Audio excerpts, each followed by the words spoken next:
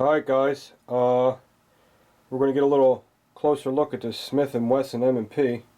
A lot of buddies of mine and close YouTube friends of mine have this pistol.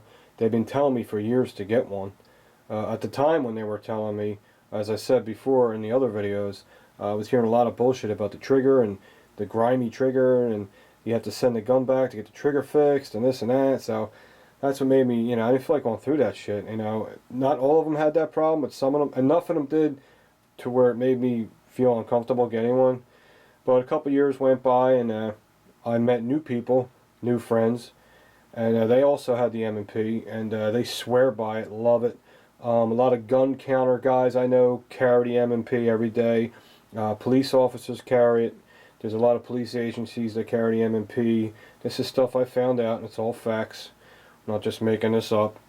I'm not saying they carry the M&P as much as the Glock, because everyone knows the fucking Glock is, 60% of gun sales, so it's pretty amazing. But the M&P definitely gives me that Sig Sauer feeling, that Springfield XD feeling. You don't have to buy aftermarket parts for it because it's already ready to go. It has a steel guide rod, so you don't have to do nothing to it. I'm a sucker for that steel rod. When I get a Glock, I automatically replace that rod with a steel one. It's just something, I don't know. So we're going to get a closer look at this thing, and we'll compare it to the Glock, but we're not going to, it's not no contest. We're just going to compare the differences since they're so similar. But there is differences between them, and I'm going to give you the best I can do. I'm not an expert. I'm not real familiar with the M&P. I'm a little more familiar with it now that I've had it for a while. So I'll do the best I can. So, cross your balls and hold your tits. Here we go. Alright. Let's see what this is all about. First of all, the overall appearance, I have to say, as far as polymer guns go, I think the M&P definitely is the best looking. That's for sure. That's for sure. Let me get the other back straps out of here. Call them palm swells. The technical term for them is back straps. They look like palm swells to me the way they're shaped. And there's the medium back strap. There's the small back strap. Smith & Wesson is a really good gun company. They have excellent customer service, and you feel good when you buy their product, because if something goes wrong, you know they're going to take care of you. And I've been buying Smith & Wessons. I've had them and I've traded them, and they're for pretty much a few years now. So I've dealt with them customer service a lot, and they're awesome. They're awesome. Okay, now, like I said, I am not a M&P expert. I'm going to do the best I can with this video, and I'm going to show you some close-ups and stuff of the machining and all. I have this out. This is something you can use. You can use a punch. You can use a pen, when you take it down. Some people say you can take it down by pulling the trigger, but, and you can, because I've done it, but the manual kind of stresses to do it this way, okay? If you're in a pinch and you got to take it down by pulling the trigger, by all means, if you have to, you do it that way. But I'm going to show you how the manual tells you to do it. Let's take a closer look at it. It's the ergonomics is, you can see, it's extremely designed for comfort. As you can see how the palm swells, it goes in here, and it looks like they're trying to make it as comfortable as they can for you. And it has a nice feeling to it. I like the way it feels. Haven't shot it yet. That might shoot it tomorrow. We'll see. It's got an accessory rail for a light or a laser, which I'm not into all that stuff, not with pistols. But if you use it for a home defense weapon, it would be good to put a light or a laser on there. It's beautiful looking. It has a millinite slide, and it's the millinite, I think, is the coating, and it has a stainless steel slide. Pretty sure. And here it says capable of firing with a magazine removed. So there's no magazine safety disconnect in this particular firearm, but some states that are gun crazy, gun laws, you have to have a magazine disconnect safety. But since we're in the beautiful state of Pennsylvania, you don't fucking need it. So that's why that's on there. This will fire without a magazine in there, so that's why that's written on there. I think there's some guns that's not written on, and I think that means they have the magazine disconnect, where the magazine has to be in there for you to pull the trigger. I guess it's a good thing, I don't know. Beautiful gun, great looking finish, great sights, all steel, no plastic sights. The takedown lever is identical to a SIG 226 or a 229. It's identical. It has ambidextrous, I told you before, slide lock releases on there. And the mag release is also, can be switched around the other side. You can completely make this a left-handed gun if you wanted to. Okay. First of all, let's make sure she's empty, and that's not. The slide, when you pull the slide back, it feels like I said in my last video, like an air hockey puck. You feel no resistance, no friction whatsoever. Feels like a Glock.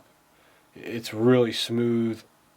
Has a real smooth slide feel when you racking the slide. This is one of the magazines that comes with it. They have a 12-round magazine. This one has a pinky extension.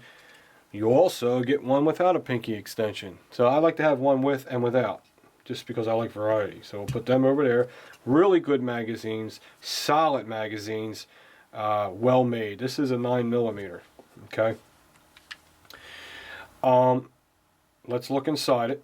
So here's what you do when you take this down. See if I can remember this. First thing you do is pull the slide back, right, and then push this lever down. Now this lever kind of wants to spring back on you, I noticed. So just push the lever down and kind of hold it. You know, I'm sure there's easier ways to do it as I get to know the gun better. And inside, there's a lever inside there. Now some people use it, some people don't. The manual says to use it, so I'm going to get this wooden pick and just move it down. And now you can see it's down. See it? It's down. And now I'm going to hold that lever down, pull the slide back to release the slide lock, and now go forward and it should come right off. Okay? Very nice. It's like no time to take that down. Now that the slide's off, you can see the lever more. I'm using my pointer. See it? That little lever? Now if that lever, if you put it together and you forget to put that lever back up, your trigger won't work. Okay? So just remember to put that, if you put it back together and your trigger don't work, it's just moving back and forth, well, you forgot to put the lever back up. It's a little point for you, little tip. Little tip. Okay, and that's the internals. It has, beautiful gun. I can't, I'm a fussy prick with this stuff, and I gotta say, there's no machine marks. Everything looks fantastic inside. Everything looks great. It's got a steel guide spring rod and spring, and it looks really, really nice. Very carefully, well made. It's real easy to take the guide rod out. It's real easy to put it back in. The barrel, everything comes out and goes in easy. Look at the insides there. If you can see the light, there's no swirl marks or machine marks or burrs. It's really clean looking slide. They really did a nice job, Smith & Wesson, with this particular line of polymer guns they make. Now I'm not a fan of Smith & Wesson polymer handguns except this one. This one's like it's in a class by itself. This one feels like an XD, a Glock, and the trigger, it feels like them. And them other ones with them safety triggers are a mess. I don't know how you, if you have one, I don't know how you like it. The Sigma and all that, ugh. No offense, Fabio. I know you like your Sigma. Haven't mentioned Fabio in a while. Wonder how he's doing. He's one of the first person I met on YouTube. I like Fabio. He's a funny dude. Another thing that's really good about this gun is there's not a lot of friction, so it doesn't require a lot of grease or a lot of oil. I would recommend, here's your guide rails. It's just put a drop of oil on each one, or a drop of grease on each one. Yep. So let's put it back together, and then I'll show you how the back straps go on and off. Okay, I remember how to do this, because I'm a dork. Okay. Make sure this, when you're pushing this down, when you're ready to lock this back, make sure this is all the way forward, because it wants to, for some reason, it wants to go back on you. Okay. So you go back, that up. Okay, now that little lever's still up, so I'm going to get my woody, push that, pull it back up. See how you do it? It's not even an issue. It's very, very simple. And then I'm going to flip this lever back up, and that's it. It's ready to go. It's got a nice trigger. It's a really nice trigger on it. Big difference of compared to the other polymer line they have, because their triggers are like 10 pounds. Okay, now to change the back strap, very, very simple. This is a tool. You turn it sideways like this, and you got to pull it pretty hard. It's pretty hard to get it out. So just pull it like that. Comes right out. And now how this goes in is, this is fitted so nice. It doesn't even look like it comes off. This comes right out like this. Easier said than done, dork. See how it's coming out? It's easy to take off, it's easy to put on, and at the same time is extremely secure when it's on. That's what I like, okay? Now this is a size medium. We'll put the medium one in, see how that is. Feels pretty good, but I ain't got much room for my palm, so that's why I don't have the little medium one in there. That's why I like the biggest one. And here's the small, same thing. Put that tab in that hole and sweep it in, like just like a AK-47 magazine. You sweep it in, right? Okay, that's real small. Now I can't even deal with that, so I'll take it up. So I like the biggest one. I'm putting the biggest one on in there. Now how you put it back in is, put your pin in the same direction. Okay, push it in as far as it can go, and then when you twist it, it cranks it down. Okay. Now a little common sense that I would recommend, even though I don't know this gun well, pulling this in and out like 1,000 times I don't think would be a good idea. So make your mind up which size you like the best, and I would try to kind of stick to it. I mean, if once in a while you pull it out and change the grip and try different things, that's fine. But if you keep pulling that out and pulling that out, remember there's friction. It's eventually going to loosen up, and you don't want this to loosen up. So I'm going to put the biggest one on there, and I'm going to go to the range tomorrow, I hope. And if it shoots well, I'm never going to touch that thing again. Okay? I hope you enjoyed this video. I hope I did a good job with it. That's about as much as I can go with it. I'm not, like I said, I'm not real familiar with these. I do like the trigger. I'm not used to the trigger, how curved it is. It wraps around my finger, so I got to get used to that. But as soon as I get my finger in the right spot, it's got a nice trigger. I mean, I wouldn't even mess with it. Really nice. Now, what do I like about the Glock over this? Just one thing. There's only one thing I like about the Glock over this. When you pull the trigger on the Glock, make sure it's safe. Okay.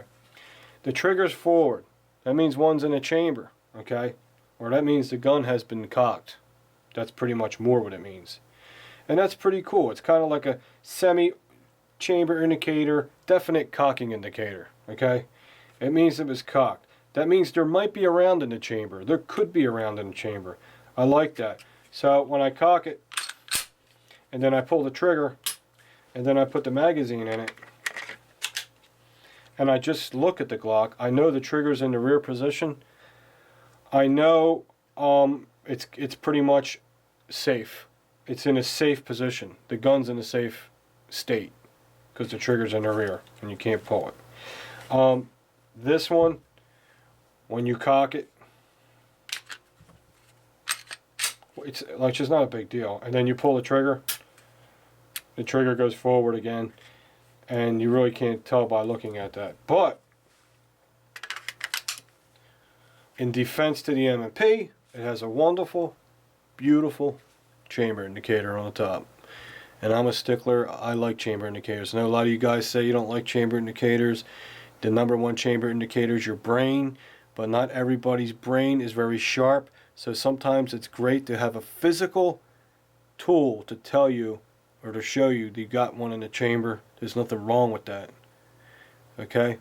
So that's the only issue. As far as comfort goes between these two, the M&P definitely has a nicer grip for me. It fills your whole hand up when you're holding it. It feels, because of the way it's designed. See how your hand has a cup and it's dipped? It fills up your whole hand. So when you're holding this, it feels extremely comfortable. Well, but we can't really give it an honest review until we shoot it, right? But as far as look and feel, it's awesome. Probably one of the nicest polymer gums I ever held in my hand. I can't believe how nice this is. Structurally, it's extremely heavy duty, and it looks very durable. And adorable, like myself. I am adorable. This is a Glock. They speak for themselves. You know, they're good, reliable guns, but I'm not here to talk about that. And one more thing I wanted to show you. I was watching a few videos on this M&Ps, and I happened to catch one from Hickok. I always give people credit, man. If I get something from a video, I'm going to tell you who they were and where I got it from. Now, I had this holster sitting in my chest for quite a few years now, and this was for a Glock 30. You guys remember, years ago I had a Glock 30, and that's what this Don Hume holster was for. And I was watching Hickok's review on the M&P, and he had a Glock 30 holster, and he said the M&P fits. He had a Glock 30 Don Hume holster just like this.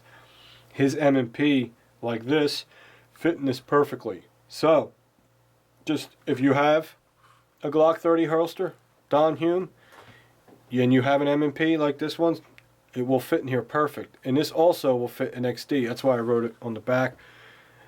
XD, Springfield XD, subcompact will fit in here. M&P will fit in here, or a Glock 30 will fit in here perfect.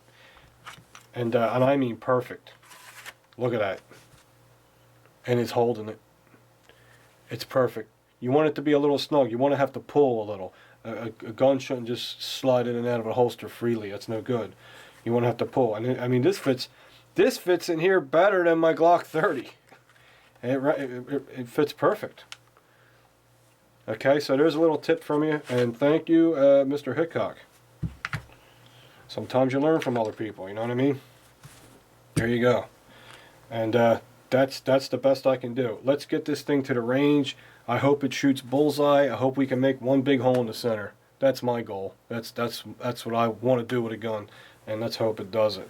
All right, guys. Hope you liked the video. I know it was kind of long, but you asked for it, you got it. See you later.